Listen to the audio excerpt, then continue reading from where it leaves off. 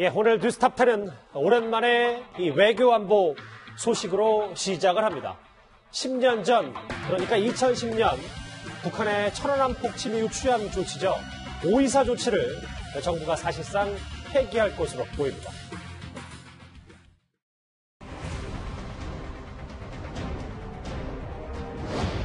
이게 선생님인가 누구 선생님인가 좀 말씀드립니다. 그런데요, 여정지 선생님이라고 신식적인 일이 없어요. 그래서 이들들이어서 공시 입장에서 지금 사실상 그 실효성이 상당 부분 상실되었습니다. 이에 따라 정부는 5.24 조치가 남북 간 교류 협력을 추진하는 데 있어서 더 이상 장애가 되지 않는다고 보고 있습니다.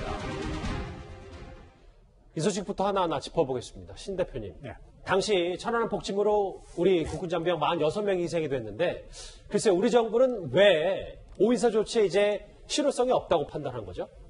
5.24 조치라는 게 일단 뭔지 알고 가야 되겠는데요. 천안함 폭침, 46명의 우리 해군 장병이 수장됐지 않습니까? 그래서 그때부터 남북 교역을 금강산 관광 이런 것들 전부 전면 중단하고 개성공단만 남겨놨습니다. 그렇지만 그런 것들에 대한 신규 투자도 불허를 했어요. 예. 그리고 제주해협, 그러니까 전라남도와 제주도 사이의 제주해협에 그동안 이제 북한 선박들이 통과를 하고 있었는데 여기는 이제 우리 내해이기 때문에 영해선과 관계없이 우리 내해로 인정받기 때문에 다른 나라의 어떤 그 선박들이 함부로 들어올 수가 없거든요. 그래서 5.24 조치 이후에 제주해협 통과도 불허하고 이런 강경한 조치를 했었는데 이걸 해제하는 조건이 북한이 박왕자시 비살 사건 예. 그리고 천안함 폭침 이것들에 대한 책임 있는 조치 그리고 사과 이런 것들이 있어야만이 해제를 하겠다 또 투자를 하겠다 남북관계 개선하겠다 예. 이런 거였는데 오늘 통일부 이야기를 들어보면 그동안에 사실은 실효적으로 좀 유연성 있게 이렇게 되어왔지 않느냐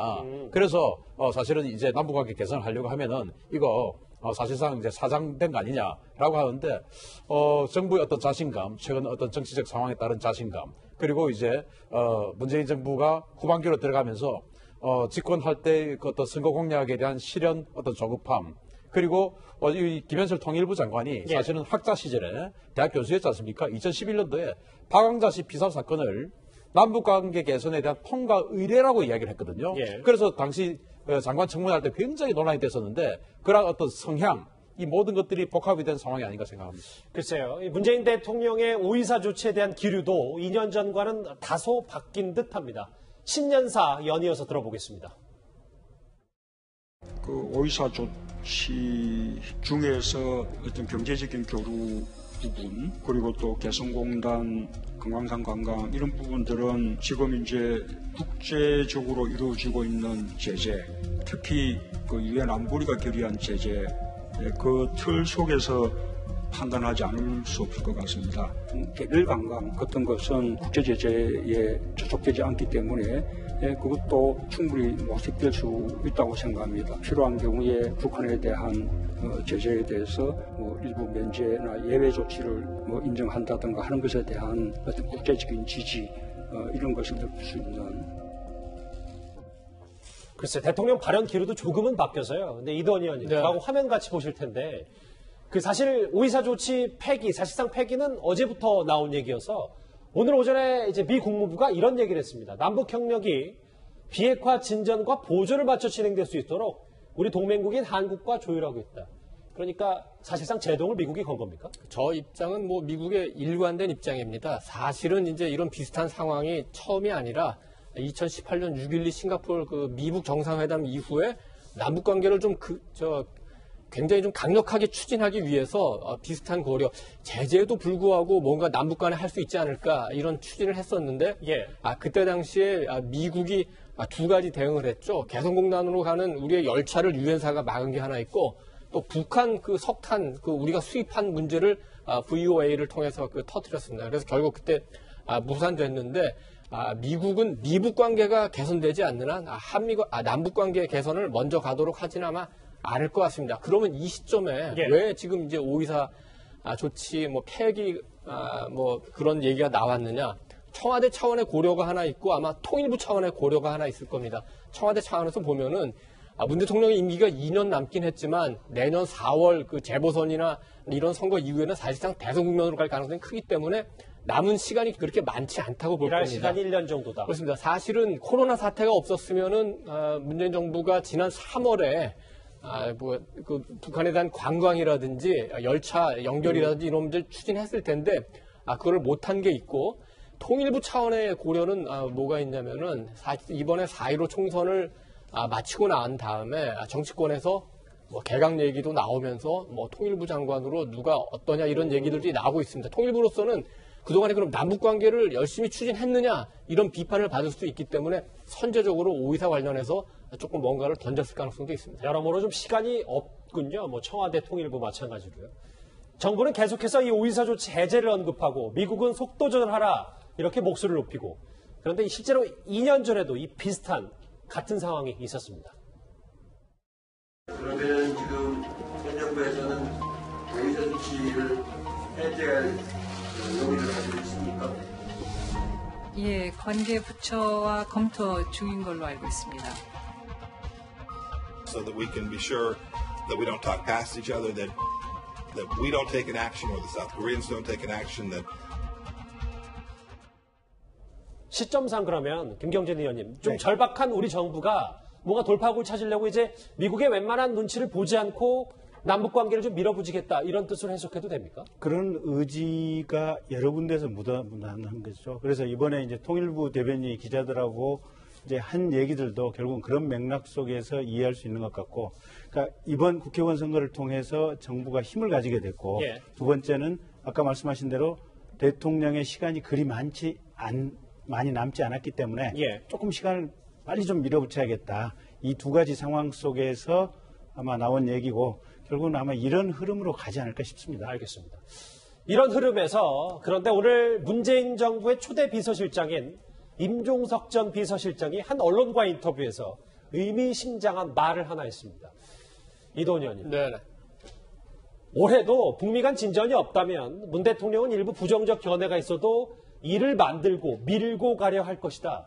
말에 좀 힘이 있는데요. 문재인 정권 내부의 그 커다란 기류 가운데 하나입니다. 특히 이제 임종석 그 전 실장은 지금 뭐 남북 협력에 굉장히 상징적인 인물이기도 하고 사실은 여권 내에서 본인은 그 제도권 밖에서 통일운동 하겠다고 하지만 좀 정부 내에서 통일부를 맡는 것이 어떠냐는 이런 의견도 있으니까 굉장히 그 주목된 얘기인데 사실은 뭐 아무것도 없는 상태에서 나온 게 아니라 지금 정부가 추진하는 일들이 있습니다. 하나는 그 중국을 통한 북한 전역에 대한 관광 문제가 하나 있고 남북 철도를 당장 연결하지 못해도 연결식을 하는 문제가 하나 있고 김정은이 당장 방남을 하지 못해도 방남을 확인하는 절차를 거치는 문제가 있는데 이런 거는 제재와 관련 없이 문재인 정부가 독자적으로 추진할 수 있기 때문에 이런 부분이라도 조금 더 강력하게 밀어붙이자 이런 취지에서 나온 얘기인 것 같습니다. 이 의원님 하나 더 짧게요. 지금 아까 자막에도 잠깐 지나갔는데 임종석 실장, 전 실장 얘기는 이웃집 가듯이 그냥 남북 간에도 좀 편하게 가자.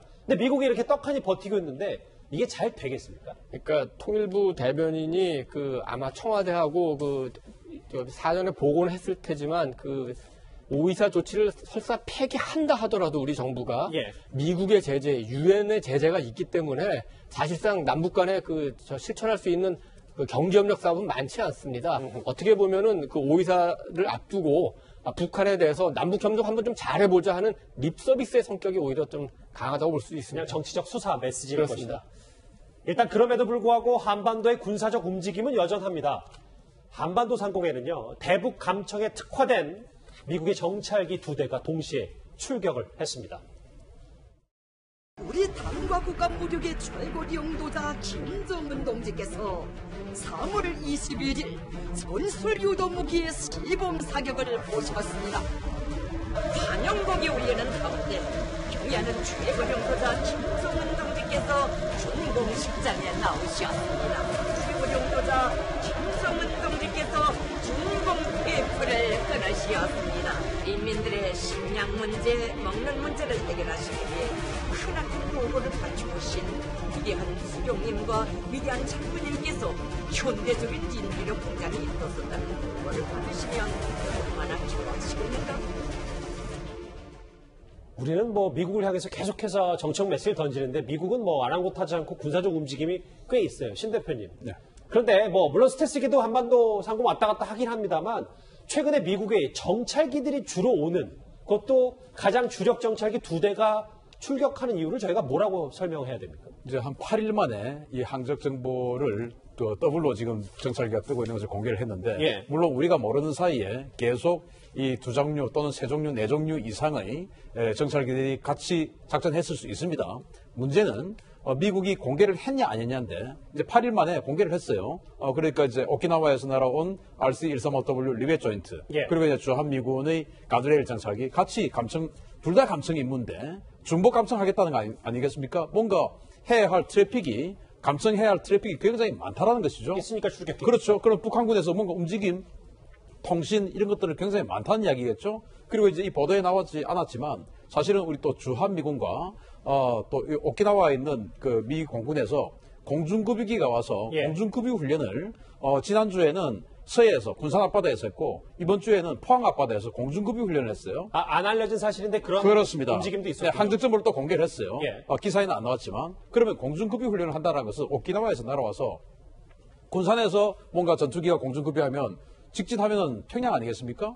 또 포항에서 공중급유를 받으면 직진하면 신포, SLBM 기지가 되겠죠? 예. 이런 폭격 훈련이라든지 이런 감청 자산의 활동이라든지 이런 것들이 우리가 모르는 사이에 뭔가 북한에서 뭔가 일이 벌어지고 있는 거 아니냐라는 거죠. 아하, 그러면 조심스럽긴 합니다만 북한이 이렇게 정찰기를 띄울 정도로 뭔가 북한의 움직임이 있다. 그러면 SLBM 그리고 잠수함 탄도미사일이나 그냥 신형 미사일 발사 도발까지 릴레이 도발이 한 5월 혹은 6월쯤에 일어날 가능성도 있는 겁니까? 자, 작년 5월 11일 날 우리가 알고 있는 불상의 발사체라고 하는 그 북한판 익스칸데르라고 하는 KN-23을 처음으로 발사를 했어요. 아, 기억이 나네요. 네, 그죠? 그리고부터 계속 일주일 상간으로 또 발사하고 그때부터 작년에 무려 11번 이상의 탄도미사일 발사를 했습니다. 그래서 올해도 이번 5월이 혹시나 그런 작년과 같은 정치적 스케줄에 의해서 예. 그런 도발이 있을 것이 아니냐. 그러면 이 리베 조인트라든지 가드레일이라든지 이런 것들은 북한군들이 지금 예를 들어서 이동식 미사일 발사대를 어디로 전개시켜라, 뭐 어떻게 해라 하는 것들을 다 통신한 걸 다 듣는 거거든요. 예. 그래서 이 5월로 인해서 계속 그런 도발. 그래서 결국 7월까지 뭔가 군사적 움직임을 통해서 트럼프 대통령의 대선 가도에 치명상을 좀 줄 것이다. 라는 서방 측 전문가들의 예상이 나오고 있어요. 그거 일환으로서 그러면 이제 미국은 그것을 억제하는 차원에서 하면 안 된다. 하지 마라. 라는 경고를 지금 계속 그래서 보내고 있는 정찰기를 것이 아니냐. 투입하는 거고. 그렇죠. 올 상반기까지는 좀 저희가 잘 지켜봐야 되겠네요. 그렇습니다. 알겠습니다.